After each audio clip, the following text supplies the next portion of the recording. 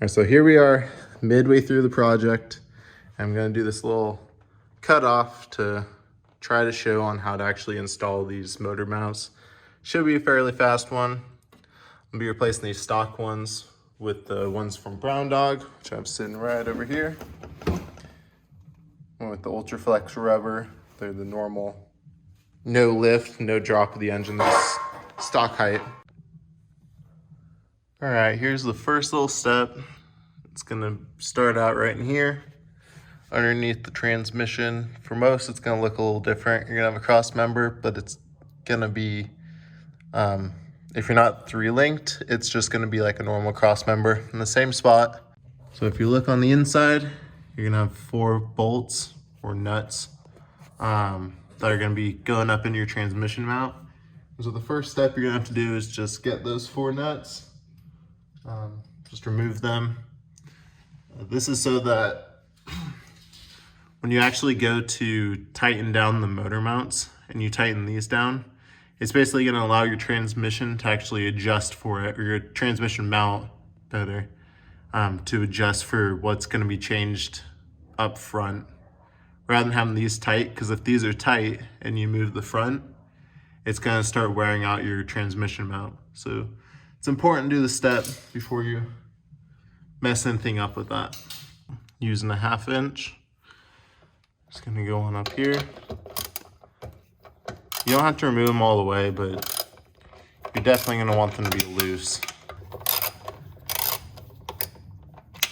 All right, I don't have them all the way out, but I have quite a bit of room, pretty much backed all the way off, which I think should give plenty of movement up front.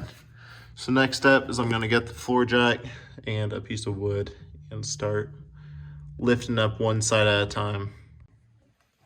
Just to make things a little easier on myself, I'm gonna go ahead and start loosening up this cross bolt that's just going between these. I need to check, but I believe that these are gonna be an 18.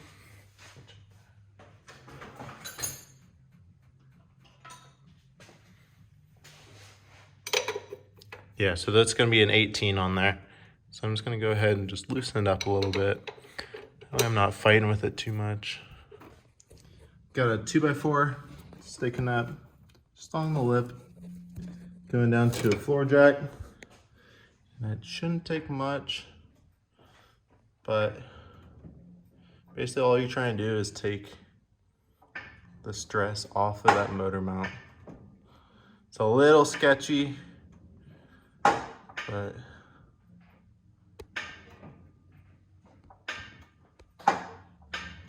that's all you're trying to do is just take stress in the motor off. And you're just gonna let that hold on to that while you work around up in here. I went ahead and took out that cross bolt on there. Next, I'm going to work on moving the motor mount. It's gonna be a 1/2 inch. So I'm gonna work on getting that out.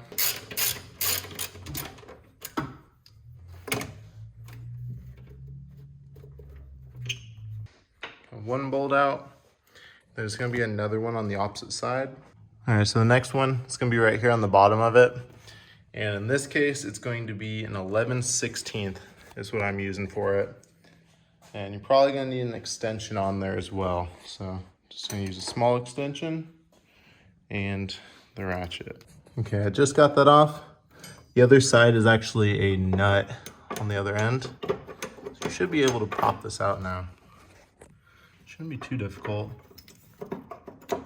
You're just gonna have to get creative with just wiggling it on out of there. All right, so after quite a bit of wiggling, finally got that to come off. And so next, I'm gonna take one of these, make sure it's the one that actually says driver's side. And just looking at these, you can tell just how beefy it is compared to this. That's like a stock factory style one. It's broken, but that's what the stock ones look like compared to this one. So what we're gonna do next is basically the opposite. So you're just gonna try your best to get this to fit in there. Just getting the hole lined up with the front. In my case, it almost looks like my motor needs to actually go back a little bit. Or get that to fit in there. If you need to, you can end up taking this bracket off of here and installing onto here and then doing it that way. Or you can do it this way. I'm gonna try to see if I can get away with not taking that off and see if I can just muscle it on over. All right, so I just kind of got it on there. Took a lot of muscling in order to get it to come in. I need to work on getting this cross part in here. Basically what I had to do is I lowered it first and then that didn't work, so I raised it a little bit. And I was just barely able to get it to actually fit in there. So now I just have that bottom part on. I need to work now on just getting that cross bolt in there. Just in order to do that, I'm just gonna probably lift or lower the engine until I can actually try to fit it on through there. Just like that, got it in there. I am needing to just wiggle around the actual mount because both holes are slotted. The one the stud goes into slotted, and then this one right here with this bolt has a slot in it. So you're able to kind of maneuver it around. I'm just gonna go ahead and loosely tighten everything, pretty much like this. There's still quite a bit of room in there, but I just want to make sure they're on there, and then I'm gonna go ahead and drop it down, and then, switch it on over to the other side. So that way I can start getting the other side started out. There it is under its own weight. I'm gonna come on under, switch the side that I have this set up on.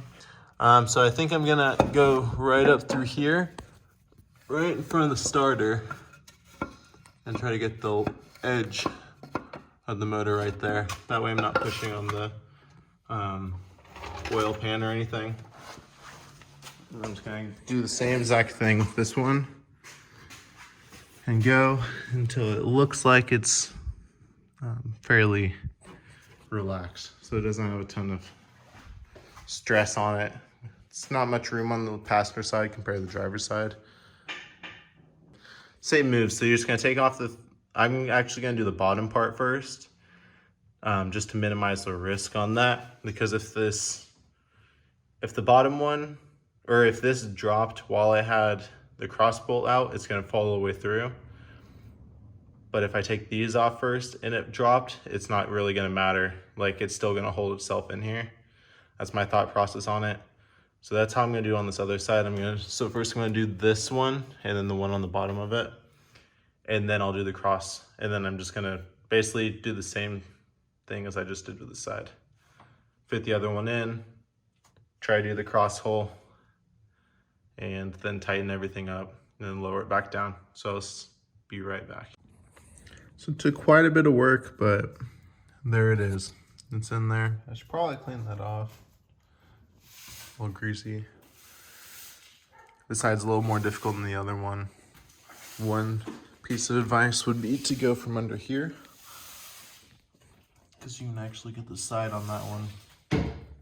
Compared to from the top, it's a little difficult. And I got a dog. Gunner. Right. So for the next part, we're just gonna tighten these up. I'm gonna start out with these bottom ones and then get the top ones. So as far as torque specs go, they just say to go nice and tight on these. So I'm just gonna go like there. And then for these cross bolts, I'd recommend putting some anti-seize on them. I can't imagine how this would have been if I didn't do that last time, so I made sure. Just make sure you put some anti-seize on those, just to make it easier in the future if you need to take it apart, so you don't like snap a bolt or something. And then as far as those go, they say just to tighten them down. And normally if there's washers on here, you would feel for the washers to see if it's loose. And then basically like back off a quarter of a turn until you can like freely spin the washer with your hands and leave it there. Otherwise, you just have to go off of feel. So if there's too much vibration, then you're just gonna come up here and loosen them a quarter turn and test that. And you're just gonna keep repeatedly doing that until you find what they label as a sweet spot. There's no specific torque specs. So that's about it. They also asked for red Loctite if you're putting it on these, but I'm not going to use those for this one. Maybe in the future I'll upgrade them and get the full setup that goes across, but not this time. Just ended up, got them all tightened down. Went by hand. I don't have those washers, so I try to get a little bit on the tighter side, and then I'll adjust it if I need to afterwards. But that's what they look like. Feel pretty solid.